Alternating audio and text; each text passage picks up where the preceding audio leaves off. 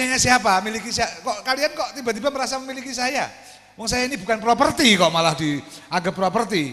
Jadi ketika Anda merasa memiliki Allah, milik ya, Anda menganggap Allah itu properti Anda sudah salah besar itu. Jadi yang sekarang salah itu, mindset kita, cara berpikir kita itu sudah kacau balau, enggak karuan. Benar kata Pak Elias tadi, televisi itu juga meracuni kita luar biasa dengan iklan-iklan yang Vicky Jaya itu, termasuk presidennya juga ngomongnya ya ngaco itu kok, nggak jelas ini ngomong apa gitu. Jadi di Indonesia itu mungkin juga di dunia sebenarnya, semakin Anda tidak jelas, semakin Anda sukses besar. Semakin Anda tidak seperti kacau, semakin orang percaya. Persis seperti gotik-gotik itu kagum pada Vicky itu kan karena nggak jelas ngomongannya, bingung. Karena bingung makin cinta. Wah, ini gila ini. Dan zaman ini Vicky itu kayak simbol. Kalau saya ngomong ngawur itu kayak simbol bahwa yang laku itu yang kayak gini. Dan semua dari media massa macam-macam ngomongnya sebenarnya kalau Anda teliti betul Vicky sangat Vicky. Dan kita bingung, oh iya ya, oh beli so nice, oh harus berpakaian, ini kan sama ada. Wah kalau berpakaian harus pakai ini, itu sama sebenarnya. Jadi Anda itu dibingungkan dan tidak menemukan kesejatian. Nah, itu yang harus kita tembus. Dan forum-forum semacam ini harusnya membuat kita selalu sadar bahwa ada sesuatu yang salah dalam pergaulan kebudayaan kita. Ada sesuatu yang salah. Ada 3 pertanyaan? 3 orang? Sudah paham semua tentang cinta ya, sehingga enggak perlu ada yang tanya. 1, 2, 3. Ya maju aja Mas.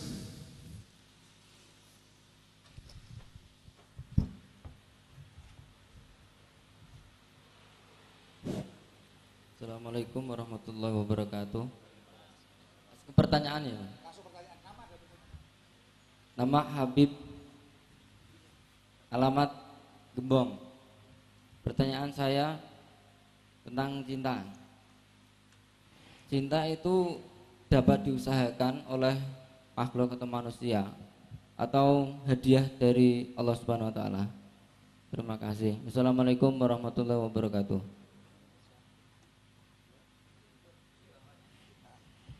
Assalamualaikum warahmatullahi wabarakatuh. Saya Arifin dari Branglor, Tayu. Kaitannya dengan cinta ya. Pemerintah kita kan saat ini udah kadar cintanya sama tanah air kan enggak, sangat berkurang kan. Contohnya kebijakan impor, delay misalnya kan. Saat ini kan produk kita sebenarnya bisa produksi sendiri, tapi kenapa lebih senang impor? Misalnya kedelai kan diambil dari Brazil ya ceritanya. Sebenarnya kita punya sumber daya alam yang bisa mengolah kedelai sendiri kan. Di Undang-Undang Dasar kan seluruh sumber daya digunakan untuk kemakmuran negara kan. Kalau kita impor kan berarti nggak cinta sama tanah airnya, berarti nyalain konstitusi sendiri itu kan. Gimana Pak? Terima kasih. Assalamualaikum warahmatullahi wabarakatuh. Terima kasih, saya Imam dari Jepara. Ini ngaji sama Mas Anies dan Mas Gun dan semua yang ada di depan. Kebetulan saya punya aktivitas bergumul atau mengajar anak-anak SD. Jadi pertanyaan saya ini hanya guru gambar. Bagaimana trik yang mudah untuk membawa anak-anak didik ini cinta kepada Allah, itu yang pertama. Yang kedua, tadi saya sangat setuju kita melakukan perlawanan terhadap globalisasi karena yang kita butuhkan kenyamanan. Dengan arus globalisasi yang tadi menukik ke kanan ke kiri dan mempengaruhi banyak hal yang tidak perlu, trik dan cara apa yang bisa saya ambil dari, mungkin nanti bisa dijawab dari Mas Anies atau Gus siapa yang tengah, Gus Chandra Malik, terus Pak dosen. Saya sebagai pengajar di SD, saya ingin mempengaruhi murid-murid saya untuk mengadakan perlawanan terhadap globalisasi. Jadi misalkan untuk porsi anak SD ini caranya bagaimana triknya? Terima kasih. Assalamualaikum warahmatullahi wabarakatuh. Waalaikumsalam warahmatullahi wabarakatuh. Ya mungkin sangat menarik itu. Nanti biar beredar ini, tapi saya mulai dari Mas Imam ya. Yang pertama harus kita pegang betul. Quran itu sejak dulu sudah ngomong karena umatan wahidah. Manusia itu an-nas itu karena umatan wahidah. Satu manusia yang utuh, satu. Dan dunia ini artinya seluruh dunia ini terhubung. Jadi kalau orang-orang Syiah malah percaya bahwa Imam Mahdi itu datang ketika dunia ini sudah terhubung semua. Dajjal itu datang ketika dunia sudah terhubung karena dia memimpin dunia. Ya tak? Itu satu prinsip bahwa keterhubungan dunia ini niscaya pasti akan terjadi. Dan teknologi macam-macam ini itu cara jelas. Yang jadi persoalan sekarang kan ya Allah selalu begitu memang. Yang memakai globalisasi terjadi karena ada maksud-maksud jahat di dalamnya. Tapi Anda harus bisa membaca Allah. Bahwa ini jangka panjangnya pasti ada sesuatu yang lain. Sekarang globalisasi terjadi karena kapitalisme. Karena liberalisme itu. Karena orang ingin menguasai macam-macam. Mereka kemudian menciptakan alat-alat sehingga terjadi, dunia ini terhubung. Karena itu Quran bolak-balik ngomong, seringkali tujuan-tujuan tertentu kami lakukan dengan orang-orang yang jahat. Iya kan? Globalisasi itu jelas, niscaya. Yang kita tentang dari globalisasi bukan globalisasinya, tapi muatan-muatannya. Kita harus redusir itu, kita bersihkan supaya tidak menjadi. Nah, untuk itu kita supaya tidak dikuasai dajjalnya. Kalau itu menjadi tunggangan dajjal nantinya, kita kan harus mengeliminir, membersihkan diri dari efek-efek negatif itu. Iya kan? Artinya kita jangan menjadi nativis tertutup. Justru kita menantang itu dengan cara membersihkan. Karena kalau enggak, sebagai khalifah ngapain kita? Itu yang intinya. Kemudian tentang impor dan lain sebagainya itu, ya gimana ini negara kita kayak gitu. Negara kita itu ternyata banyak orang Indonesia itu, pemimpin itu tidak berbakat menjadi pemimpin, tapi berbakat menjadi maklar. Jadi lahirnya itu, kepengennya itu, cita-cita tertingginya itu menjadi maklar. Maklar yang kemudian ya dapat fee. Ketika impor dapat fee mereka. Tapi ketika menumbuhkan dari dalam itu mereka nggak dapat fee. Itu karena itu Soekarno dulu mengatakan tidak akan saya izinkan satu tanah Indonesia dieksplorasi sebelum anak-anak Indonesia mampu mengeksplorasinya sendiri. Jadi kita harus belajar untuk itu, untuk mengeksplorasi itu. Nah sekarang pertanian ditinggalkan. Padahal secara logika Indonesia itu negara maritim dan agraris. Secara logika harusnya, beberapa kali saya tulis itu, semua industri semua itu harus berbasis maritim dan agraris seperti yang pernah dicoba Gus Dur, tapi gagal karena nggak didukung. Jadi semua harus dikembangkan demi itu, kan begitu kan? Karena Allah memberi kita, faktanya Allah memberi kita itu. Jangan bermimpi jadi negara yang 4 musim atau kayak Jepang. Jangan bermimpi seperti itu. Artinya Anda melupakan jati diri ketika Anda lari melakukan itu. Nah, kalau itu masalahnya, nah ya memang itu masalah Indonesia. Sejak dulu kita sejak katakanlah setting negara ini sudah salah gitu loh. Kalau mau buat bicara jujur, setting negara ini sejak awal salah. Kalau kita urus sejarah itu sejak zaman sebelum Mataram itu salah sebenarnya settingnya. Karena ada pemotongan-pemotongan oleh pihak-pihak tertentu. Dan tapi ya faktanya seperti ini. Ya tak? Kita harus berubah. Kita harus memperjuangkan perubahan itu dari awal. Karena Soeharto itu jatuh karena maklar-maklar banyak kan. Maklar-maklar ekonominya jadi ekonomi palsu kan, tidak punya fondasi kuat. Gimana? Nah, iya, tapi ekonomi secara general tidak punya basis yang kuat. Swasembadanya juga palsu gitu loh. Karena dengan terlalu, artinya tidak mengembangkan intinya dia. Tapi sempat swasembada, ya, ekonomi lebih baik, ya lebih baik dari sekarang kalau soal swasembada. Tapi secara prinsip sama kan itu. Dan kalau Soeharto saja yang waktu itu mampu mengembangkan itu jatuh karena ekonomi umumnya palsu, perkembangannya tanpa. Nah sekarang diulangi lagi. Karena itu banyak, ya entah ya, bagaimana nanti Allah. Kita harus hati-hati dalam setahun, 2 tahun ke depan, bahkan mungkin 3-4 bulan ke depan. Karena kalau ini ada orang yang masuk dan rupiah hancur, bisa terulang 98 yang lebih parah lagi. Karena kita nggak punya basis dan nggak ada pemimpin di Indonesia itu. Semua jalan sendiri-sendiri dengan kepentingan-kepentingan sendiri-sendiri, sehingga semua bisa dimasuki gitu. Ya karena mereka nggak punya cinta.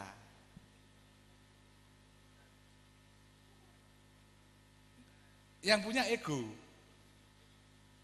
kelompok, ego diri, kepentingan diri, kepentingan kelompok dan lain sebagainya. Akibatnya seperti ini dan kita keleleran kayak gini di seluruh. Dan itu dalam jangka panjang kita harus prihatinkan, kita harus banyak berdoa, banyak bersolawat untuk Indonesia, bukan hanya untuk diri sendiri. Jadi solawatan ini gue Indonesia. Benar-benar karena butuh syafaat Rasul betul. Dalam kondisi seperti ini semua kelompok saling bertarung dengan kepentingan masing-masing. Dan mungkin saya kayak Sayyidina Ali Zainal Abidin waktu itu. Kondisinya ini pertarungannya antara maling dengan rampok.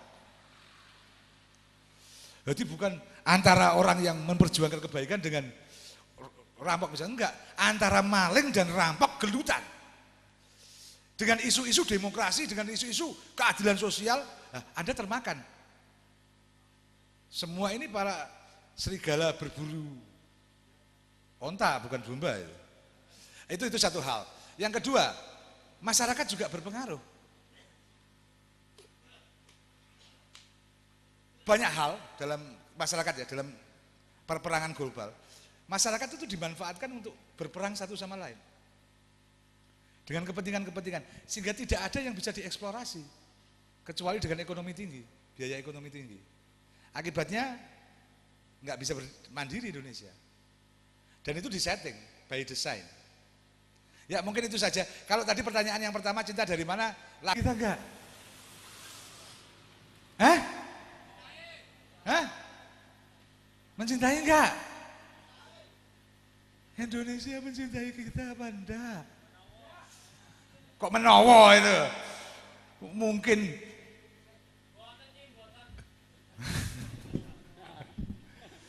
Kalau Anda tidak kaya, kalau Anda tidak punya kekuasaan. Kemarin ada anak SMA 30.000 4 bulan. Iya, 30.000 4 bulan. Ini kudeta cinta. Labil ekonomi. Konspirasi hati ini. Orang melu Twitter ketara orang paham. Ya, jadi kita bingung betul. Kita di bawah sebenarnya mencoba membangun cinta yang sangat amat, mencoba merangkul dan tanpa batas cinta kita. Tapi ada orang-orang yang bermain-main dengan api. Tapi kalau cinta kita kuat, api itu mati enggak? Woi, kalau cinta kita kuat, api itu mati enggak? Kalau dengan lingkaran-lingkaran semacam itu kita kelilingkan kemana-mana dan semua kita bangun cinta, kira-kira kita jadi kayak Suriah enggak? Jadi kayak Irak enggak? Suriah itu orang diadu kayak gini, hei kamu Syiah itu sunnah, Pukul-pukulan, ayo pukul-pukulan. Padahal tujuannya apa? Minyak. Syiah sama Sunnah hantem-hanteman, bunuh-bunuhan. Orang yang mau ambil minyak bisa santai. Bayangannya gini, Anda di rumah, ya, kakak adik, bapak ibu diadu, enggak karuan, geger di tengah rumah. Belakang rumah Anda diambil minyaknya habis. Anda enggak tahu Anda sibuk geger. Ya enggak? Dan apakah kita akan membiarkan seperti itu? Insya Allah enggak, dengan cinta, dengan anu. Kawan-kawan mungkin bisa membangun bersama semangat semacam ini, karena di Indonesia sekarang dengan adanya macam-macam gerakan, dengan tadi Anda sebut Allahu Akbar Pendung, ya tak? Allahu Akbar bin Pendung tadi, atau macam-macam lah, macam-macam. Tapi orang saling, antara Islam dengan Islam diadu, antara Islam dengan non-Islam diadu, macam-macam lah. Kemarin sebenarnya desain besarnya tentang Miss World itu ngadu orang Islam dengan Hindu. Desain besarnya ya. Nah, kalau kita kemakan dengan desain-desain semacam ini, kita loh kok mau melarikan diri? Oke, insya Allah. Jadi kalau kita tidak bisa memelihara itu bersama, maka kita akan kehilangan. Maka sebenarnya yang paling banyak nanti kita salawatan bersama, salawat yang diajarkan oleh Rasulullah SAW, diajarkan langsung oleh Rasulullah, jadi bukan hanya kita yang anu, nanti kita baca bareng-bareng. Mudah-mudahan bahwa kita bisa melewati 2013-2014 ini dengan aman, selamat. Karena skenario-skenario itu sudah kelihatan betul diadu domba. Kemarin di Jogja itu ada makamnya Raden Purboyo ya, lupa saya namanya. Siapa? Dihancurkan, di kocar-kacir dengan katakan syirik, orang yang menyerang bercadar. Kita juga nggak tahu siapa itu. Orang akan menuding itu si A, si B, tapi belum tentu mereka bercadar. Dan itu diadu domba itu udah deh, sampai dengan 2014 akan banyak sekali itu. Ya, di Mas Budi mau. Sebelum kita ngomong banyak nanti tentang hakikat cinta, nanti di akhir kita mencoba benar-benar mencari sebenarnya mencintai itu kayak apa sih? Mencintai itu kayak apa, seperti apa, dan apa syarat-syaratnya supaya kita bisa kehilangan ego ketika mencintai, bisa tanpa ego, tanpa reserve, tanpa cadangan ketika kita mencintai. Mencintai itu dengan ibadah yang luar biasa. Iblis itu contoh yang luar biasa untuk kita sebenarnya. Iblis itu salah satu, sebelum menjadi iblis, itu salah satu katakanlah penghulu para malaikat. Malaikat yang paling tinggi, yang punya kemampuan-kemampuan yang luar biasa. Dan ketika dia diuji dengan hadirnya Adam, iblis gagal. Jangan pernah merasa sudah melakukan sesuatu sebelum diuji. Cinta pun akan diuji. Jadi saya pernah memberi contoh itu misalnya begini. Saya bangun masjid, bangun musola. Karena saya mencintai Allah, saya ingin berbakti pada Allah. Sudah saya bangun, saya koordinasikan seorang orang sedesa. Saya buat mereka, sehingga akhirnya musola itu betul-betul berdiri. Masjid itu benar-benar berdiri. Ketika sudah berdiri, orang kampung mengusir saya. Tidak boleh pegang masjid itu. Yang isi orang lain macam-macam. Anda sedang diuji. Anda ketika membangun masjid itu lillah atau linnas. Ketika membangun pertama tidak kelihatan di dalam diri Anda. Justru seperti emas itu diuji kadarnya dengan air keras. Kalau Anda diterima amal Anda diuji. Kalau Anda nggak diuji, hati-hati, amal Anda nggak diterima berarti. Tanda amal diterima itu Anda diuji. Kiai saya, Allah yarham, Kiai Haji Abdullah Salam, itu menerima pondok dari bapaknya, yang sekarang pondok terkenal di Kajen. Dia bangun, karena kecil, dia bangun besar, ketika sudah jadi besar, jadi kepala sekolah, sekian tahun dipecat sama guru-guru lainnya. Dipecat pulang ke rumah, jahit, jadi penjahit. Sekian waktu dipanggil lagi, suruh mengajar lagi, jadikan kepala sekolah lagi, berangkat lagi beliau.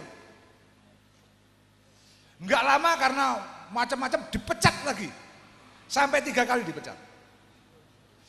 Dan beliau menerima, ya pulang dipecat. Itu contoh ikhlas. Ketika ada, waduh, yang bangun sekolah ini saya, yang membuat semuanya, yang memprakarsai semuanya saya, kok saya diusir? Anda tidak lulus ujian. Ya kan? Diuji cinta itu. Tidak hanya begitu saja bisa Anda menyatakan cinta. Nah, begitu juga dalam hal Anda mencintai, Anda akan kalau Anda diterima, Anda diuji. Nek tidak diterima, hati-hati, jangan-jangan nggak ada ujian, jangan-jangan memang saya nggak diterima gitu. Jadi kalau ada diuji dengan ujian-ujian yang banyak sekali, semakin Anda dicintai, semakin Anda diuji. Atau bahasa lainnya begini, nek aku seneng, kalau saya seneng sama Chandra Malik, seneng suaranya, nek dia ngamen ke rumah saya, kalau dia ngamen ke rumah saya, nggak tak kasih duit, saya biarkan nyanyi terus sampai lama, kan ya? Saya kasih uang baru setelah akhir, pasti banyak kan begitu kan? Tapi coba kalau ada pengamen yang Anda nggak suka, ada pengamen datang dan kemudian suaranya nggak enak macam-macam, langsung cepat-cepat Anda kasih uang supaya biar pergi. Begitu juga Anda ketika berdoa pada Allah. Kalau Allah mencintai Anda, sangat mungkin doa Anda ditunda-tunda jawabannya. Karena Allah sangat suka sekali mendengar suara Anda. Kalau Allah gak suka, orang yang cepat dikabulkan doanya, tanya pada dirinya, jangan-jangan Allah ini kalau saya dekati jadi risih. Hati-hati. Ya, mungkin itu dulu daripada terlalu banyak. Mas Chandra dulu yang anu, nanti Mas Budi. Saya tadi sudah nyanyi. Beda sama ngomong. Tentang apa ya? Tentang cinta. Saya pernah ditanya tentang agamanya Allah itu apa gitu ya. Saya jawab, Allah tuh nggak pakai KTP, jadi ya jangan ditanya agamanya apa. Kan iya, saya yang melakukan kesalahan. Saya belum sholat itu boleh Anda akui. Tapi kalau sudah, tidak boleh. Jadi ayat-ayat itu kalau menurut Imam Bagir, ada 7 lapisan ayat Al-Quran, tafsirnya bisa 7 lapisan. Dan itu harus Anda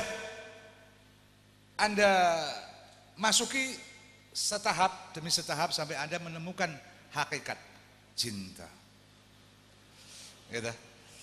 Jadi 0 sampai 6 itu golden age, 0 sampai 7 ada yang mengatakan 0 sampai 6. Jadi otak kita macam-macam itu dibentuk gedene kuwi, besarnya itu ketika itu. Setelah itu nggak bisa besar lagi. Jadi kalau gampangannya begini, gelas Anda bisa masuk sekian liter, itu 0 sampai 7, 0 sampai 5 atau 7. Dibentuk sampai dari mulai dalam kandungan itu sampai 7. Akan dibentuk kemampuan Anda menampung, pembesaran otak dan lain sebagainya itu 0 sampai 7. Setelah itu tetap tinggal ngisi. Gampangannya menyiapkan mesinnya itu 0 sampai 7. Menyiapkan semua hardware fisikal. 28 aku tiru-tiru ini kan, agak bahasa Inggris kan 28 my age itu. I'm born in Karangasih. My birthday in Karangasih. Udah orang Indonesia itu kacau semua, biarin aja lah. Asal cinta aja. Nah, kita akan minta Mas Budi Mariono untuk ngomong soal cinta. Tapi sebelum Mas Budi, supaya tingkatnya lebih sedikit, karena ini rada agak sedikit gila sedikit itu dalam hal cinta ya. Jadi alhamdulillah. Kalau ini kan mbahnya gila gitu loh. Jadi jangan kalau ngomong ngawur nggak apa-apa lah. Salah satu bentuk cinta itu kan orang kehilangan dirinya. Kalau Anda betul-betul cinta, Anda mabuk. Masalahnya sekarang, ayo kita bahas. Bagaimana mabuk yang benar. Jadi mabuk itu juga punya hukum-hukum fikih loh ya. Punya syariat itu. Mabuk yang baik dan benar itu bagaimana? Ya, real.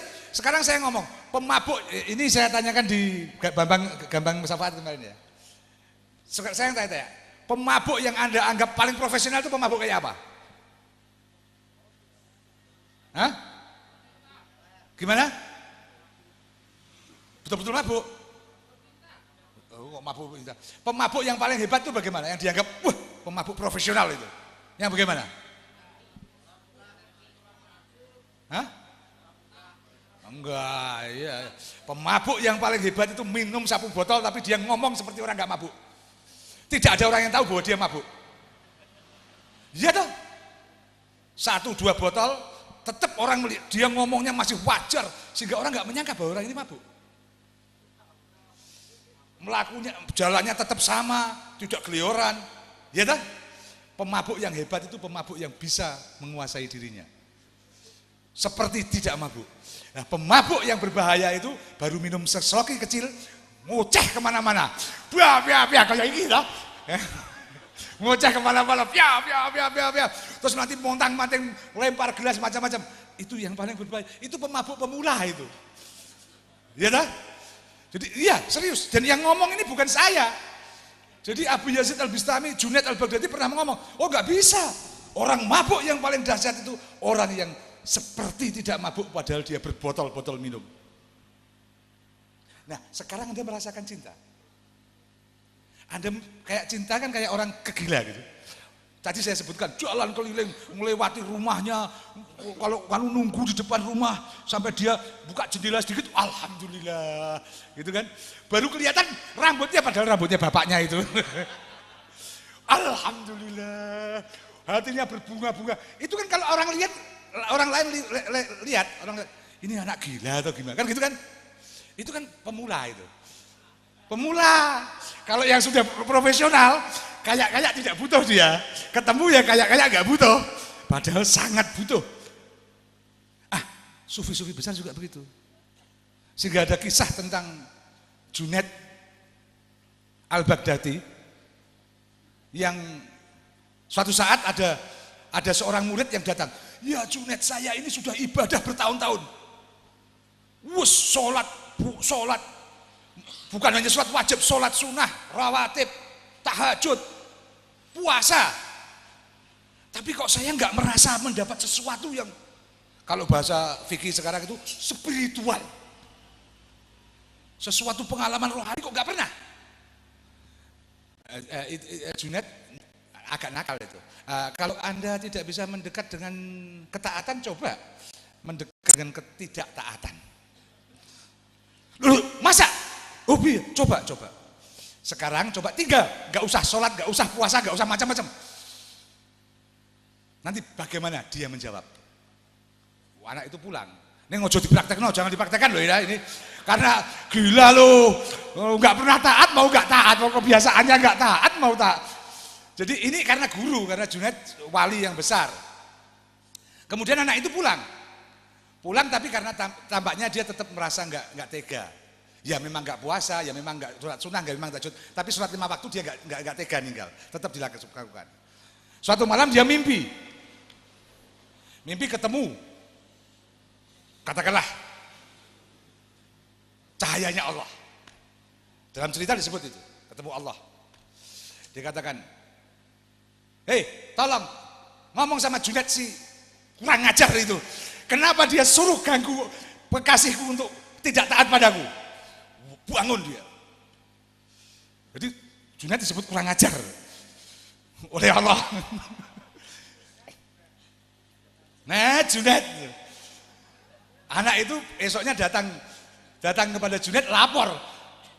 Saya memang tidak bisa. Saya tinggal semua ibadah kecuali sholat. Saya nggak tega nggak sholat wajib. Terus saya mimpi. Ada apa? Allah kirim salam sama kamu. Bilang kamu kurang ajar. Junaid itu diomongi gitu, langsung menari-nari.